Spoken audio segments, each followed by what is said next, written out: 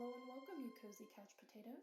Hello, my cozy couch potatoes. This is Spice Rack Studios, the cozy couch, and we are continuing with the Diamond of Darkhold. This is going to be chapter 5 today. Last time we read chapter 4, and it was mainly about Doon and Lina preparing for their trip, figuring out the strategy, and then they left a note for Mrs. Murdo. And then essentially the last sentence was, let's go. So that's where we're going to pick up, chapter 5, Across the Hills. And let's dive in. Chapter 5, Across the Hills. They set out, walking side by side. The starlight was enough to see by, at least while they were still on the road. No moon shone. The moon had disappeared in the way it did every now and then. Lina wasn't sure why. It grew from a silver sliver to a silver circle, and shrank back into a sliver and disappeared, and it did this over and over. When she asked Dr. Hester why, she said it's because of the Earth's shadow.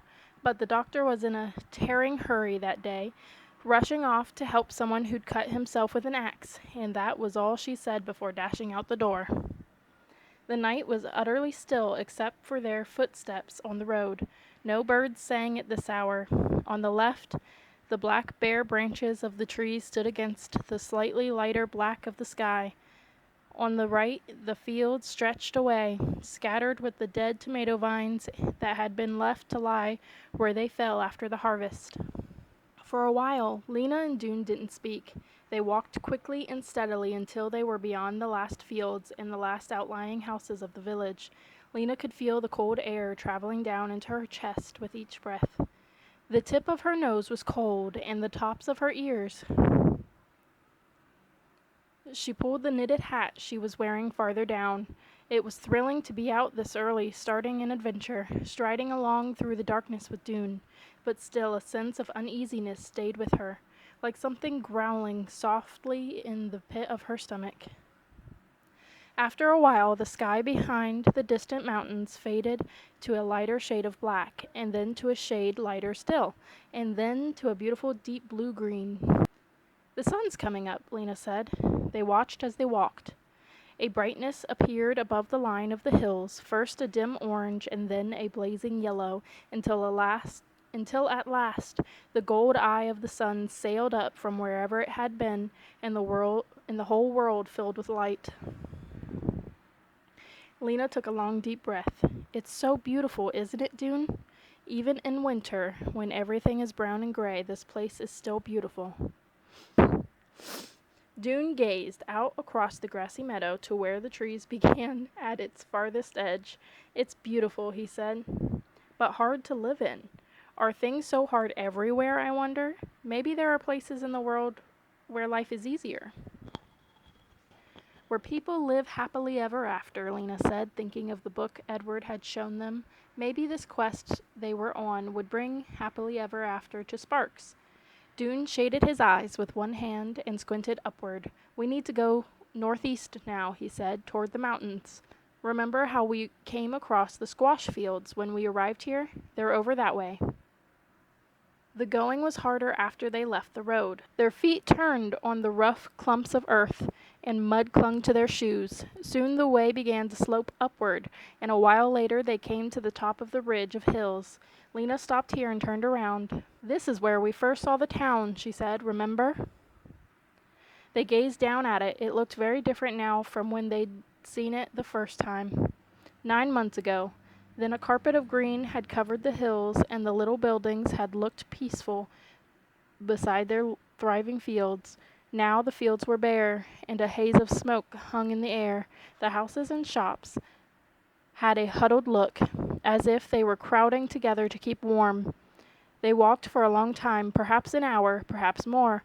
Soon, Lina thought, we should come to the road we walked along when we came out of Ember, the road that ran alongside a stream, but there was no sign of it yet, only, in all directions, the gray-brown grass, the gray-green oak trees, and the small groves of trees with no leaves at all. I know we came this way, Doon said, as if he were reading her thoughts, because look, even though it's been so long, you can still see the path our feet trampled. It was true. You couldn't see it very clearly, but if you looked hard, there it was, a wide strip of ground where the grass had not simply fallen or been blown sideways by the wind, but was flattened by the tread of 800 feet. It was like the ghost of a road winding across the landscape. They followed it. Lina kept her eyes on a clump of oak trees in the distance that was shaped a bit like a hand in a mitten. Watching the trees gradually get closer was a way to tell they were making progress. So, said Lina, tell me what you've figured out from the book. Doon said nothing. He tramped on as if he hadn't heard her, frowning at the ground. So Lina asked her question again, louder. Doon, did the book give you some clues? Doon sighed. Well, not really, he said. I wish I'd gotten that roamer to tell me where she found it. I don't know if it was in Ember or outside of Ember. And did you figure out what the book is about? Well, it's directions for something. We know that. But I still can't tell exactly what. Did you bring it with you? Doon nodded. The trouble is, there's so much missing. The book doesn't even begin until page 47. All the pages before that have been torn out. What's on page 47? Lina asked. Just 2 words, technical information. What does technical mean? I think it must mean hard, complicated, and impossible to understand, said Doon. So what about the rest of the pages? 3 of them have charts and graphs and diagrams that I can't make any sense of at all, said Doon. The other 4 are torn and smudged, but I can more or less read them. I went through and underlined things that seemed like clues. I'll show you later on. But are they useful clues? Lina asked. Do they tell us what we're looking for and where it might be? Doon looked off into the distance with a slight frown. Well, sort of, he said. I mean, yes, definitely. Some of them are useful, I'm sure. Lina listened with dismay. You mean, she said, that we really don't know much more than we did 3 days ago? We know a little more, said Doon. My man Doon. But we're going on this trip anyhow? Doon stopped walking then and turned to her with a sort of half smile. Do you wish we hadn't come? Lina realized she didn't really wish that. A feeling of uneasiness lurked at the back of her mind, and what Doon had just said about the book made it worse. But still, it was glorious to be out here on their own, hiking across the hills in pursuit of a mystery, even if the mystery was never solved. No, she said, smiling back. I'm glad we came. When the sun told them it was around noon, they stopped to eat the first of the food they'd brought, and then, without resting long, went on their way again. Far up in the sky towards the east, great black-winged birds floated in soundless circles. Do you see them? Lina said, pointing. Kenny said they come after the wolves have killed something. Doon gazed up, shading his eyes. I suppose they come when anything dies, whether wolves have killed it or not. Lina nodded, thinking about this. It seemed horrible to her, the way animals killed each other, the pain and blood and gruesome death. She could not understand why this world, which was so full of beauty and wonder, had to also be so full of horrors. Doon, she said, I just thought of something. There might be... I mean, not everyone got out of... I think I mentioned that last time. I wonder if there's people still in there. Oh, she's probably thinking of the dead bodies. Not everyone got out of Ember. We might come across... She stopped and swallowed. There couldn't be anyone still alive there, could there? I doubt it, said Doon. How could they find food in total darkness? And if the generator has stopped, there wouldn't be water pumped into the city. Then there might be dead people. I know, Doon said. I thought about that too. It would be awful, but we have to be ready for it. After that, they walked in silence again for a while, both occupied with somber thoughts. This would not be the lively, familiar city of their memories. They knew that. It would be a dead city, and there might be dead bodies in it. They would need all their courage. They came to the top of another ridge of hills from which they could see a great expanse of land. The world is absolutely huge, said Lina. Yes, and what we can see is only a tiny, tiny bit of it. Doon told Lina about a map Edward had shown him in a book. Edward, who had learned this from the town school teacher, had explained that Sparks was no more than a minute dot in the big pink area that stood for the whole land, which was only one of the lands in the unimaginably enormous world. There were words all over the map, Doon said. They were the names of cities and towns that used to be everywhere before the disaster. Did you know, said Lina, that some people in faraway places speak in other languages with completely different words from ours? Dr. Hester told me that. I know it, Doon said. A few books in the Ark have other languages in them. It's so strange, isn't it? Lina said. Why would you all use different words instead of the ones everyone already knows? I'm not sure, said Doon. So much is a mystery here. They walked on and on. Lina's feet hurt where her soles rubbed against her heels. Doon stopped now and then to stare at something that interested him. Once it was a lizard sunbathing on a rock. Another time a huge black and yellow beetle. Just look at that, Doon said, picking up the beetle and letting it crawl on his hand. It's gorgeous. Who could ever think up such a thing? Doon and his bugs. Lina would just as soon have skipped the lizards and beetles and moved on a little faster. A sharp wind started up, and she pulled her cap farther down over her ears.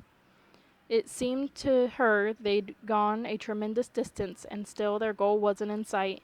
The daylight would be fading soon. She felt a nip of fear.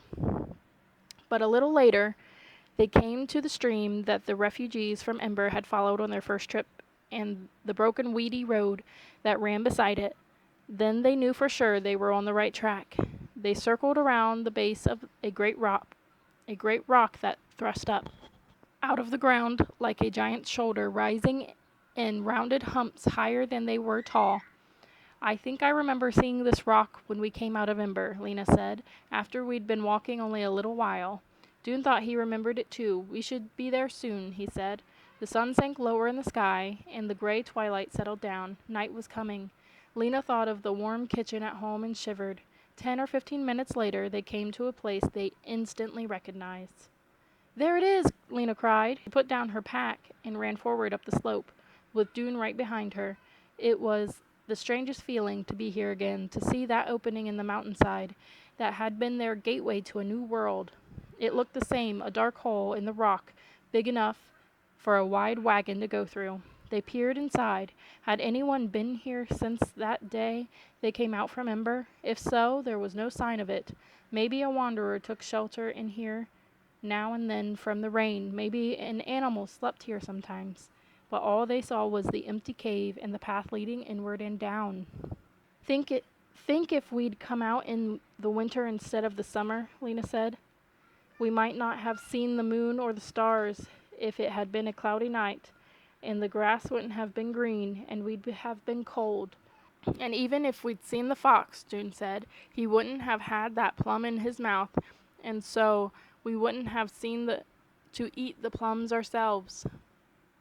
They stood there at the cave's edge for a bit, thinking about how lucky they'd been. Then Doon shouldered his pack again, and Lina went back and fetched hers. Now, he said, the next thing is to go up and around that way. He pointed, and find that little crack where we went in. It wasn't hard to find. The first time it had taken ages because they hadn't known what they were looking for. This time they went almost straight to it, a spot where a low place in the ground, a sort of dent, led to a narrow slit in the mountainside. The sun was sitting just at the horizon now. In a few minutes darkness would fall. We'll just go in and look, Doon said, and then we'll make our camp for the night. They pulled candles from their packs and lit them. Then they edged into the passage and, slowly taking small steps, made their way along its twists and turns. Their shadows loomed beside them on the rocky walls, and the passage had the dank smell of old, cold dirt. Yes, Here's the edge. Just ahead, the light of her candle showed the edge where the ground dropped away. She reached back for Doon's hand, and he came up beside her. This was where they'd stood when they threw the message down to their dying city, the message that saved Ember's people. Lina remembered exactly how it had felt to fling that bundle, the scrap of paper wrapped in Doon's shirt, and weighted with a rock, as hard and as far as she could. Then they'd been able to see the lights of Ember far below. Now, of course, there was only a vast darkness. Wait, said Doon. I think. Me too, said Lina. It looks like. Doon lowered his voice to a whisper. Let's blow out our candle, just for a moment. They did. They gazed downward. It was unmistakable. A dim, pulsing orange light shone from somewhere in the heart of the city. I was about to say the phrase, there's a light in the city, and that's what the next chapter is called, too. So, my cozy couch potatoes, that is it for chapter 5. I'm kind of excited to figure out what this light is. But that'll be when we continue to chapter 6. So, my cozy couch potatoes, I hope you enjoyed this chapter, and I'll see you next time. Bye. This is. They would need all of their courage. They would need all their courage. Oh, I think I. Doon gazed where the trees began as. Mother! Already. Doon and Lita. Leto? Doon and Lita